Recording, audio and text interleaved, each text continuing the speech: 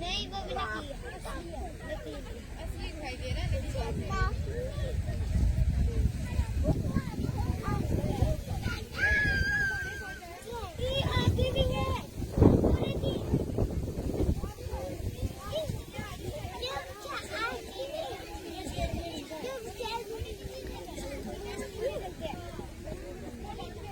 ये छोटा सा लेपर्ड आप देखेंगे यहाँ पे, ये कितना प्यारा ये लेपर्ड लग रहा है।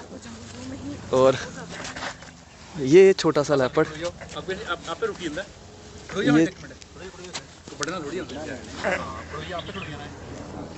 ये छोटा सा लेपर्ड आप देखेंगे। ये कभी भी आपको जो है वो ऐसे देखने को नहीं मिलेगा, सिर्फ जम्बू ज़ू में ही जो है आपको ये छोटा सा लेपर्ड जो है वो देखने को मिलेगा। और ये बड़ा ही खूबसूरत जो है ये लेपर्ड यहाँ पे छोटा सा। ये लेपर्ड आप देख सकते हैं यहाँ पे, ये बड़े इको फ्रेंडली होते हैं। अगर इनको खतरा महसूस हो तो तभी ये अटैक करते हैं। ये लेपर्ड हैं, बड़े ही क्लोज रेंज से जो है ये आपको हम दिखा रहे हैं। देखिए इस समय मैं जम्बू ज़ू में मौजूद हूँ, जहाँ पे आपको बता दें कि और कई सारी स्पीसीज़ जो है वो यहाँ पे लाई गई हैं। डीएफओ साहब यहाँ पे मौजूद हैं, अनिल अत्री जी, इनसे बातचीत करते हैं। अत्री साहब, आपको मुबारकबाद है कि आपने क्रोकोडाइल और एलिगेटर, उसके साथ साथ अपना लॉइन जो है यहाँ पे लाया है, राजा रानी आपने उनका नाम रखा है। तो और कौन कौन सी स्पीसीज़ जो है वो जम्बू ज़ू में जो है वो आने वाली हैं? थैंक यू, आप ज़ू में आए। देखिए, अभी हमारे 13 अलग अलग एनक्लोज़र जो हैं अलग अलग जानवरों के वो बन रहे हैं। उसमें से एक दो ऑलमोस्ट कंप्लीशन स्टेज पे भी हैं। इसमें जो फॉक्सीज़ की स्पीशीज़ हैं, जैसे जैकाल हो गया, फॉक्स हो गया, वुल्फ हो गया, हाइना है, कुछ छोटी कैट्स जो हैं, फिशिंग कैट है, सिवेट कैट है, और येलो थ्रोटेड मार्टिन है। ये 2-3 ये एनक्लोज़र्स हैं। एक ऑस्ट्रिच के लिए हम एनक्लोज़र बना रहे हैं, हिपोपोटेमस के लिए एनक्लोज़र बन रहा है, एक एवरी जो है हमारी बर्ड्स के लिए वो हम बना रहे हैं। साथ ही साथ 2 हर्बीवोर्स के नए एनक्लोज़र बन रहे हैं जो डियर स्पीशीज़ के हैं।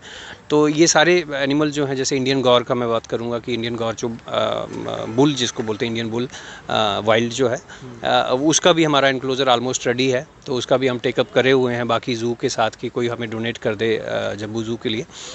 वो भी डिपार्टमेंट कंटिन्यूसली उनके जो कंट्री की ज़ू हैं उनके साथ भी हम टेकअप कर रहे हैं कि जल्दी से जल्दी हमें उन ज़ू का कंसेंट मिल जाए, ताकि जैसे हमारे एनक्लोज़र रेडी हो जाते तो वो जानवर भी हमारे जम्बू ज़ू में ऐड हो पाएँ।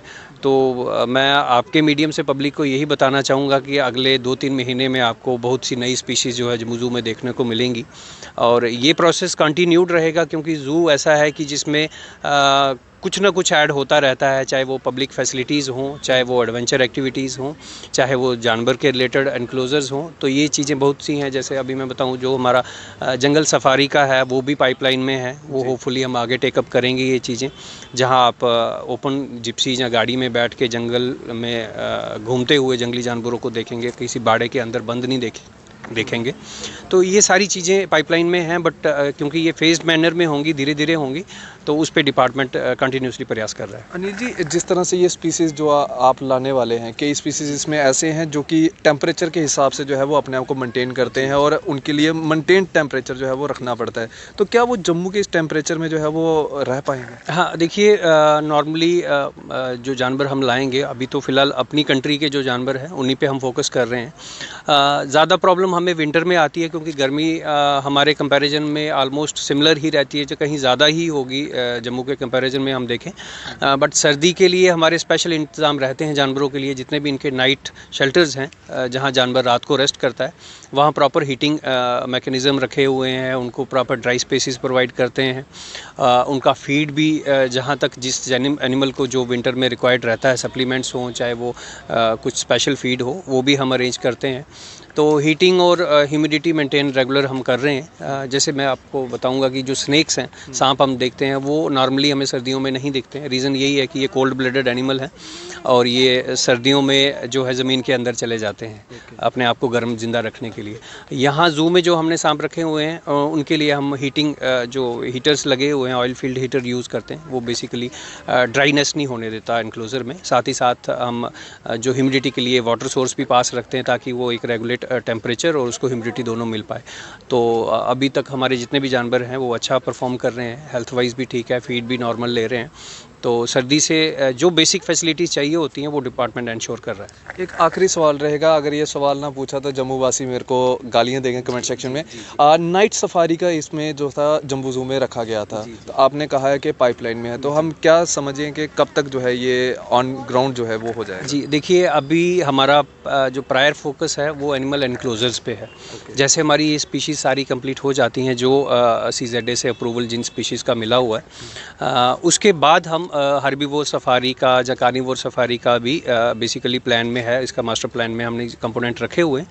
तो बाकी फंडिंग पे भी डिपेंड करेंगी चीज़ें, बट आपको जल्दी ही ये सारी चीज़ें ज़ू में देखने को मिलेंगी और ये नया एक अट्रैक्शन रहेगा जम्मू के लिए। और बहुत बहुत शुक्रिया सर बातचीत करने के लिए। तो ये हम अनिल जी से बातचीत कर रहे थे जो कि DFO हैं जम्बू ज़ू के अंदर। और आपको बता दें कि यहाँ पे इस समय जहाँ पे मैं खड़ा हूँ यहाँ पे राजा और रानी मौजूद हैं, जो कि आपको अभी नज़र नहीं आएंगे, लेकिन राजा जो है वो आपको ज़रूर वहाँ पे बैठा हुआ नज़र आएगा।